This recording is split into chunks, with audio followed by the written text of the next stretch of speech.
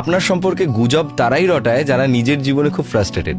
মাথায় রাখবেন, সুখী মানুষরা কখনো কাউকে নিয়ে গুজব রটায় না, অসুখী মানুষরাই গুজব রটায়। গুজব কারা রটায় বলুন তো? যাদের জীবনে কোনো কাজ নেই, যারা সারা দিন ফ্রি বসে থাকে। বলে না, শূন্য মস্তিষ্ক শয়তানের বাসা। এক্স্যাক্টলি তাই।